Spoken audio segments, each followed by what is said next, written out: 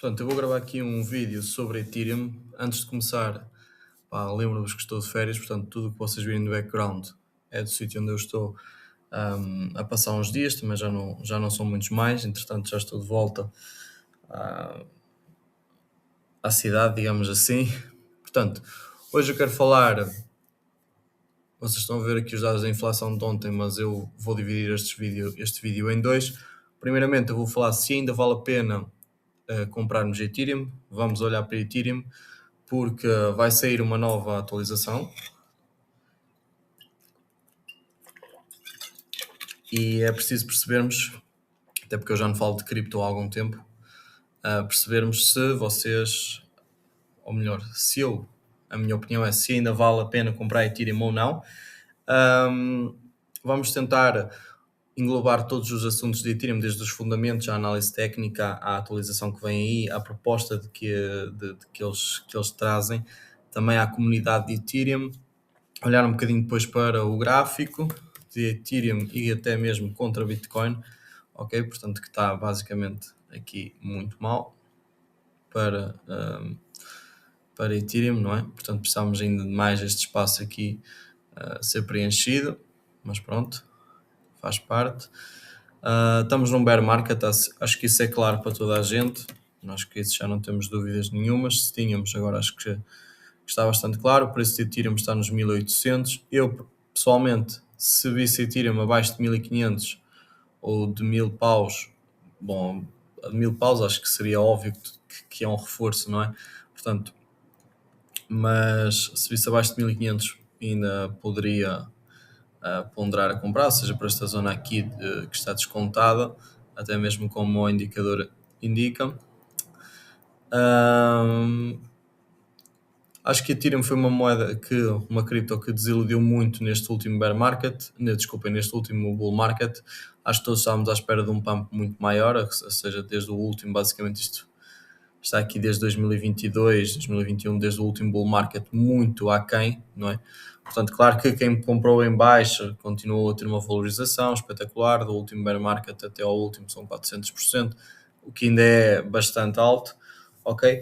Mas a pergunta é se faz sentido, principalmente, deixem-me só aqui por umas imagens, se ainda faz, principalmente depois de ficar um pouco atrás, nos últimos anos, atrás de Bitcoin, de Solana, até mesmo de outras com market cap mais pequeno, como Pendle, Ondo, Hyperliquid está, acho que é basicamente Hyperliquid está muito na moda agora, digamos assim, e com razão, porque a Hyperliquid está-se a manter, tem um projeto muito bem fundamentado. Eu não vou explicar muito ao detalhe, porque dentro da comunidade, se vocês forem aqui à parte de cripto, isto faz parte da comunidade privada, ok? Não está na pública, mas eu fiz aqui uma análise muito grande à Hyperliquid, aqui há umas semanas atrás, e portanto não vou estar a falar sobre isso. Quem está no grupo tem toda a informação sobre a Hyperliquid, que eu acho que é necessária e acho que devem mesmo prestar atenção à Hyperliquid, ok? Voltando então àquilo que é o Ethereum, que é o tema do vídeo, a Solana virou a rede dos degens, digamos assim, o Bitcoin virou a rede do institucional, portanto o Ethereum ficou ali no meio e não vimos um grande pump. A proposta aqui é uma análise fundamental, mais completa, e se ainda vale a pena comprar ou não, quais são as últimas atualizações, como a rede está hoje e o que pode mudar basicamente o jogo. E basicamente, mais do que uma resposta pronta, é mostrar-vos como olhar para os indicadores para chegar a vocês mesmos à vossa própria conclusão. Deixem-me só tirar aqui o som do telefone. Ok, portanto, olhando para a rede, onde a rede está hoje, os fundamentos, o lado institucional, tenho sempre dificuldades a dizer esta palavra, que é os ETFs. Eu hoje até partilhei no grupo, salvo erro, uma notícia em que aqui uma gigante pondera por ETFs de Ethereum. Peraí. ETF, ETH, ver se eu consigo chegar lá.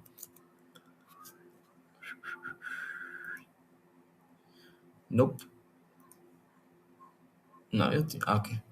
Portanto, aqui a Fidelity vai permitir um staking e pagamentos trimestrais em dinheiro para o seu ETF de Ethereum. em spot à vista, digamos assim, o que é positivo para a moeda, porque não vai ter alavancagem associada ao ETF, o que traz menos risco nestes momentos de bear market, e o que é positivo porque acaba por atrair o investidor mais conservador, digamos assim, que gosta mais do ETF do que propriamente ter o seu dinheiro numa corretora ou numa wallet, digamos assim. Portanto, o Ethereum tem ETFs que permitem tanto o fluxo institucional quanto o retalho, comprarem o ativo com facilidade, mas o fluxo nunca foi tão forte. Ou seja, onde é que eu quero chegar com isto? Lá mais ou menos para 2024, a leitura de que o Ethereum cairia para 2.200 dólares, que era a região de suporte, porque não haveria adoção dos ETFs. Eu tinha aqui uma imagem para vos mostrar e agora não tenho, mas não faz mal. Eu vou-vos mostrar na mesma, passando aqui pelas minhas notas que vocês já vão ver do ecrã que está ao meu lado e eu não vos consigo mostrar. Espera aí. Ok, que era mais ou menos este aqui, mas aqui está muito pequeno para vocês. Muito pequenino. Vou tentar. Ok. Portanto, mais ou menos aqui foi o que aconteceu no começo de 2025. Aliás, só no começo de 2025, com a entrada do Trump e depois com a aprovação do staking da Ethereum dentro dos ETFs, como ainda agora vimos também a Fidelity a adotar isso, é que passou a permitir um rendimento de cerca de 3% ao ano, o que já é bastante atrativo, é que entrou um fluxo muito maior de capital dentro dos ETFs. Agora que o fluxo voltou a ficar negativo, com algumas entradas pequenas em julho e no início de agosto, basicamente julho fechou ali positivo em 365 milhões, o que mostra que existe ali um interesse, mas ainda é dentro do contexto de bear market, portanto não é um fluxo de capital ainda que seja notório para fazer o preço subir. Eu acho que isto é os ETFs acabam por ser um veículo que facilita o investimento sem sinalizar euforia, porque vocês não veem muita movimentação no preço. No entanto, é assim, eu também acho que neste momento o mercado está, e vocês podem ver isso olhando para o capital que está em stablecoins, ou seja, está muita gente ali à espera, basicamente, os braços cruzados que os preços caiam, e normalmente isso pode acontecer ali entre julho e outubro, não é? Eles caírem, e agora como temos as midterms, depois pode começar a subir um bocadinho, normalmente é o que acontece, mas se vai acontecer ou não sabemos, e lá está, o mercado faz sempre o contrário daquilo que estamos à espera. Por isso é que é importante estarmos de olho.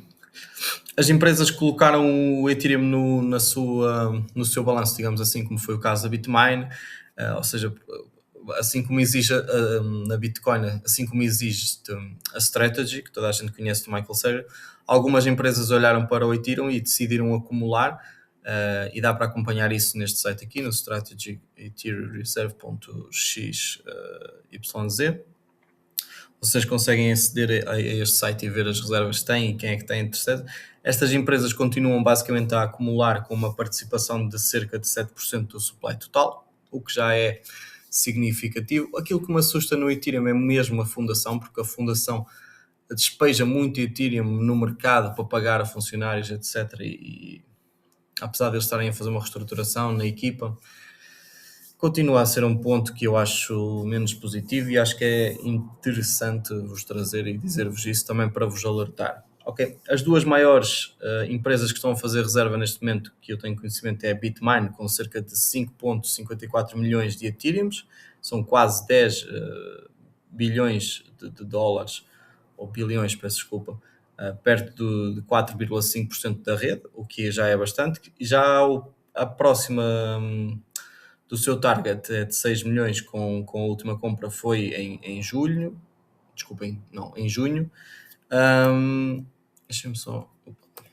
Portanto, se já é aqui para a Bitmain, conseguem ver aqui. Portanto, tanto a reserva que eles têm, quanto é que vale mais ou menos, o supply que corresponde a Ethereum, a caixa que eles têm e o target que eles têm também, ok? Portanto, a SharpLink é outra empresa com cerca de 863 mil Ethereums, que corresponde mais ou menos a 1,4 bilhões de dólares, que está com um prejuízo já de quase 70%, que é muito importante dizer também, porque as suas últimas compras relevantes foram feitas em outubro de 2025, ou seja, pleno, praticamente foi no pico do mercado. E a tese é que estas empresas, a tese destas empresas é que o Ethereum seria melhor que o Bitcoin porque gera yield, ok? Ou seja, lá está tanto aquela teoria que eu também já falei do ouro não gerar o yield que é tão atrativo e as empresas gerarem dividendos que para mim é mais atrativo. Pronto, estas empresas pensaram o mesmo, só adotaram a tese para as criptomoedas porque a Bitcoin não paga yield.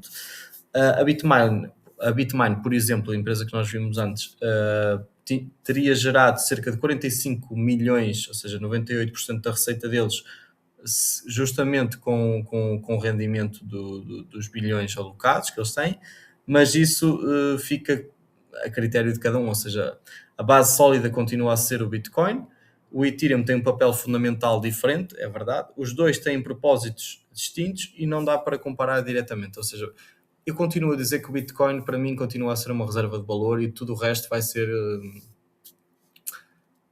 não vai ter grande utilidade, ou seja, com a entrada das stablecoins eu não sei se isto terá grande utilidade ou não, sim podemos usar Ethereum e Solana ou onde, até se entrarmos mais a fundo na questão eu continuo a achar que RWA será o futuro dentro destes nichos, ok? Portanto, isto se eu esquecer a parte das stablecoins, não continuo a dizer que stablecoins será o futuro, ok? Não me entendam mal, é essa a minha opinião. Agora é assim, eu não sei até que ponto isto se vai relevar no preço, ou seja, não sei se o mercado vai olhar para o Ethereum como uma prata, por exemplo.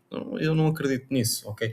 Eu acho que falta aqui alguma coisa mesmo de facto que traga o mais capital para dentro do mercado, ok? Mais o retalho. Falta muito retalho neste ciclo, é aquilo que eu acho, comparando os ciclos anteriores que estive, acho que o que faltou muito aqui foi retalho. Sim, houve hype, houve malta a falar de cripto, mas não.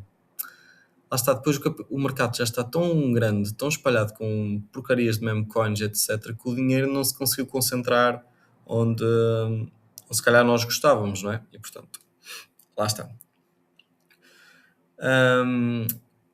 O dinheiro que mora dentro da rede, isto olhando aqui para o Network Asset Value. Olhando para o que existe dentro da rede hoje, o setor da RWA, como eu estava a dizer, que são os ativos do mundo real, para quem não sabe, é melhor eu mostrar que é um RWA, ok? Real World Assets, ok? Portanto, no mercado financeiro e no mercado que refere-se a bens físicos ou tradicionais como imóveis, ouro, título de dívida ou obras de arte que são convertidos em tokens digitais. Agora é assim, RWA não é também propriamente o forte de Ethereum, por exemplo. Nós quando pensamos em RWA, toda a gente pensa mais em Ondo, apesar de Solana também ter a sua parte, a sua cota de mercado, etc. E onde tem um market cap tão mais pequeno que nem está aqui na imagem, ok? Portanto, olhando para o que existe dentro da rede hoje, o setor de RWA impressiona, porque são cerca de 17 bilhões de dólares que moram no Ethereum, ou seja, ainda é bastante. É muito capital ali estacionado e alguns exemplos disso, e vocês podem ver nas notícias do grupo que eu muitas vezes falo disso, que é, por exemplo, o fundo do JP Morgan está com cerca de 102 milhões para investidores qualificados, ou seja, para o pessoal que tem qualificação para ter esse tipo de investimentos. Vocês podem consultar isto aqui também na internet. Tudo isto aqui são prints que eu juntei para fazer aqui o vídeo, para vocês não me estarem só a ouvir a falar, que senão é aborrecido. Portanto, aqui o build, digamos assim, da BlackRock, com cerca de 2,6 bilhões de dólares, que cresceu cerca de 6 a 19% nos últimos 30 dias, o que é bastante. Deixa-me avançar. Ok, aqui está. Que é basicamente o USD também aqui, o fundo do USD da BlackRock. E vocês sabem tudo o que tem BlackRock atrai bastante capital. Se vocês olharem para o API, são 3,38%, o que é bastante. O setor de RWA não para de crescer, basicamente. 1,2 bilhões de dólares em RWA mora no Ethereum e 646 milhões na Solana. Ok? A maior parte ainda está no Ethereum, enquanto a Solana cresce mais no lado de ações tokenizadas, ou seja, se vocês olharem, por exemplo, ações da Apple, ações da Tesla, etc. E quando convertem isso para tokens de criptomoedas, usam mais a rede Solana, até porque é um bocadinho mais barata e mais rápida também, mas pronto, isto é só um fã a falar. Agora, vamos olhar para o total volume locked na rede, ou seja, a quantidade de volume que está presa dentro da rede, digamos assim, de RWA. Vem quase a bater novas máximas, algo que só tinha sido visto no topo do mercado do fim do ano passado. Ou seja, enquanto o preço do Bitcoin e do mercado em geral renova mínimas, o lado da RWA e da DeFi está quase a renovar máximas. O que isto não se traduz no preço, mais uma vez. Ou seja, nós estamos a ver muito capital a ir para lá, sim, muita utilidade, sim, mas não se está a refletir, ou seja, para aquela malta que comprou uma moeda e está ali à espera de um pump para depois vender, para realizar dinheiro e fazer outra coisa com ele, isso não vai acontecer, porque eu acho que cada vez mais as redes estão a ser otimizadas, tanto a nível de fees, ou seja, de custos de transação, etc., que o preço não vai pompar assim dessa forma se o token realmente não tiver uma necessidade de ser usado, ou seja, uma utilidade mesmo que seja, por exemplo, as cartas de Pokémon. Pá, eu vi Pokémon, mas não vejo utilidade naquelas cartas, mas alguém está a ver valor naquilo e elas aquilo é caro, certo? Portanto, enquanto o mercado não olhar para aquilo, os investidores não olharem para aquilo, não verem ali uma especulação, o preço não vai voltar a subir. É ponto final. Se olharmos para o DeFi Lama, que é um site que acho que toda a gente conhece, portanto, este é um dos sites mais antigos que vocês podem, para quem anda no mundo cripto, toda a gente conhece. Vocês podem ver que a diversificação da carteira importa, permite ganhar de um lado e rebalancear do outro, sempre tendo em conta a caixa para comprar Bitcoin, ok? Portanto, nós podemos ver aqui o total, que aqui o volume de DeFi que está muito em alta aqui em cima, a vermelho, como vocês podem ver. O o private credit está muito mais abaixo, bonds e etc. estão aqui muito mais baixos, ou seja, há muito mais capital aqui a ser alocado, a ir para lá e ninguém está a ver, nem está a falar sobre isso, mas pronto. Stablecoins e DeFi, que é metade mora no Ethereum. Vocês olhem para mais, vocês veem aqui 155 bilhões de dólares de Ethereum, que corresponde a esta parte dos stablecoins no mercado. Okay? Depois vocês olham aqui para Tron, que é o segundo maior, que tem o USDT, a detentora do USDT, depois vem Solana e BNB. Atenção que eu acho que a Hive vai continuar a crescer e Base também, portanto, não sei se isto vai se manter assim muito tempo, mas à data da gravação são estes os dados que eu tenho. Ok? Portanto, o fundamento fica mais claro aqui no mercado das stablecoins, cerca de 155 bilhões moram no Ethereum. Isto praticamente são 50% de todas as stablecoins e os setores de pagamento, empréstimos e DeFi que rodam em cima disto são gigantescos. Okay? Portanto, vocês veem Mastercard, Ethereum, Mastercard, Visa, etc. vão começar a usar stablecoins, já têm acordos até acho que é com a Solana, pelo menos a Mastercard, se não estou em erro, se tiverem erro corrijam-me nos comentários e portanto vocês podem ver que ainda há muito dinheiro aqui a ser alocado, mas lá está, em stablecoins, pessoal que está muito à espera de uma queda para alocar. Agora sim, também não sei se vai haver essa queda, porque não sei se os grandes também vão deixar. No que diz respeito a DeFi, são cerca de 40 bilhões em total volume locked, ou seja, em total de dinheiro preso, digamos assim, em português. Também em torno de 50%. Todo o valor do setor, ou seja, está ali muito capital institucional a escolher a rede para estacionar o dinheiro, digamos assim, ok? E também há muitos fundamentos aqui. Vocês se olharem aqui para as stablecoins, veem o tamanho do mercado, RWA, os custos de FII e aquilo que é o revenue da chain, ok? Agora é assim, os problemas que surgem no Ethereum, ok? Fragmentos de liquidez. É preciso separar o Ethereum das suas camadas do L2, como é Arbitrum, agora estão a faltar aqui, deixa-me olhar aqui para trás, Arbitrum, Optimus não sei se faz parte, mas pelo menos Arbitrum eu sei que faz. Portanto, tínhamos aqui. É preciso separar estas camadas de L2, ou seja, para quem não sabe, há forks, como é que eu digo isto em português?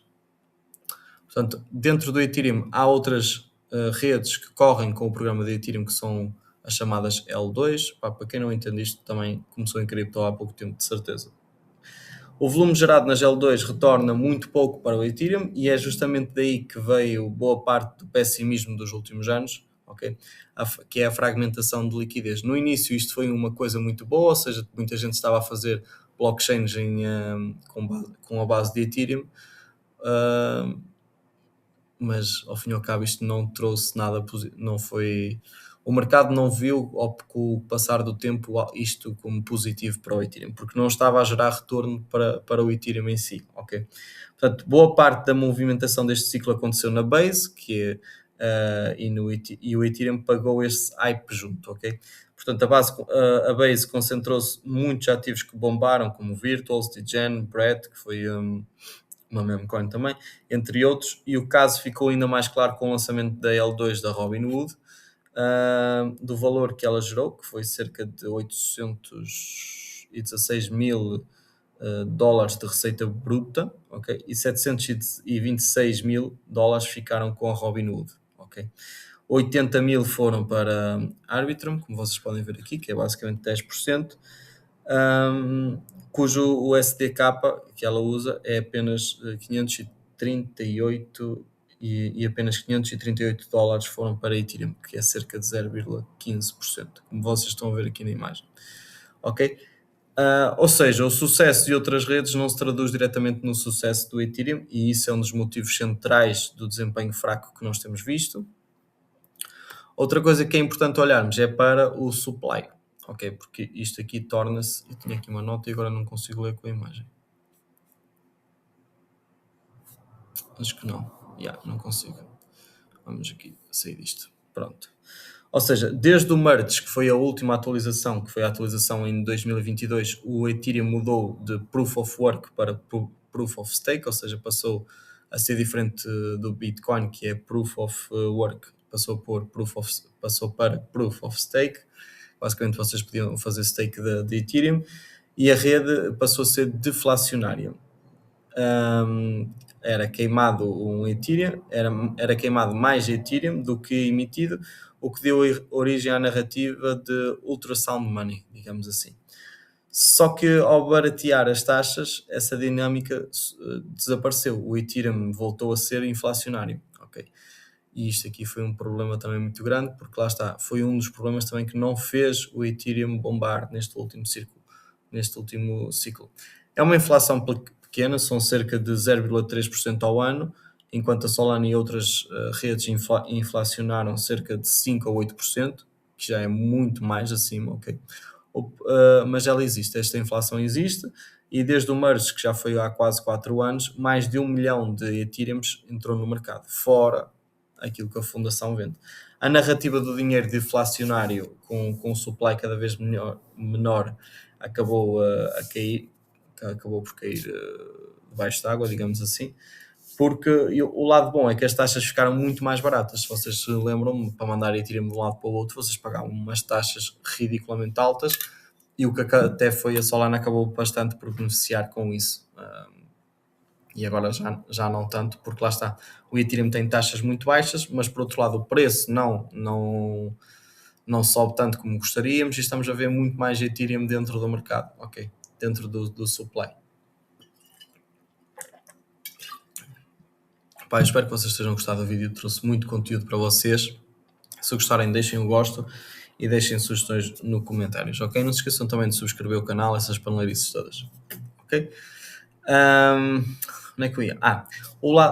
Isto aqui em 2022, exatamente. Em 2022, fazer uma ponte ou interagir com um protocolo podia custar até 50 dólares, que era mesmo muito altas taxas. Isto melhorou muito, ok? Mas mexeu em outras proporções da rede também, como vocês estão a ver aqui. Portanto, a grande reformulação do Ethereum, o que vai ser agora o Ethereum Lean, é aqui que entra uma possível virada, ou seja, nos últimos meses o Ethereum atingiu 1 milhão de desenvolvedores, ou seja, 1 milhão de programadores, que é o maior grupo de talentos em blockchain para já, o que traz segurança, credibilidade, desenvolvimento contínuo à rede e vem também atualizações importantes. A primeira é a Clamsterdam. Vou deixar aqui, por causa de ter dito Clamsterdam, acho.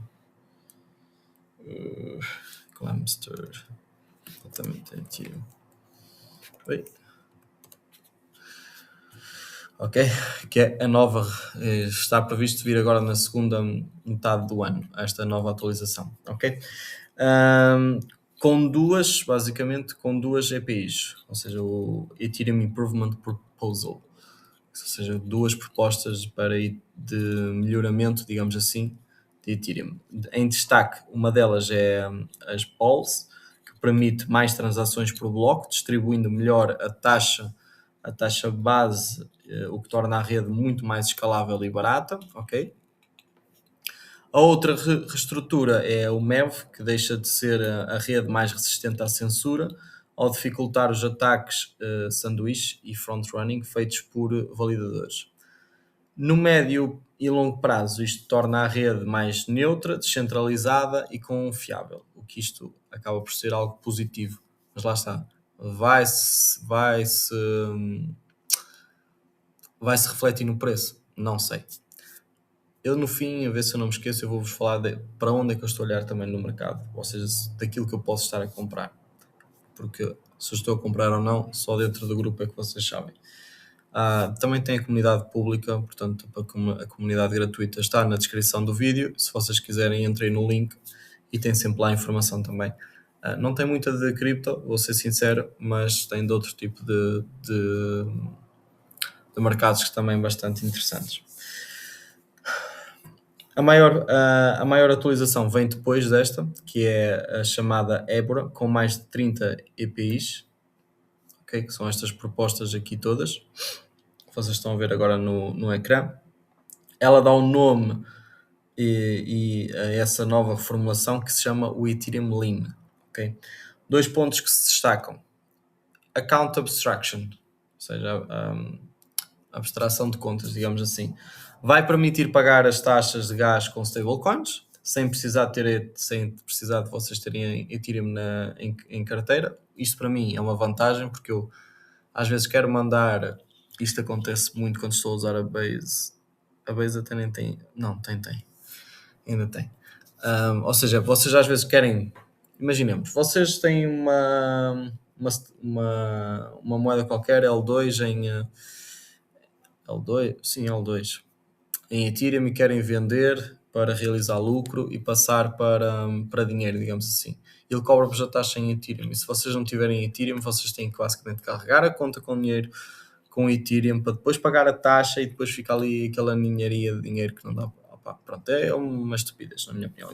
E isto assim facilita muito a entrada de novos utilizadores. Junto disso, provas de conhecimento zero, com o que é a ZK Snarks. Isto é um bocadinho mais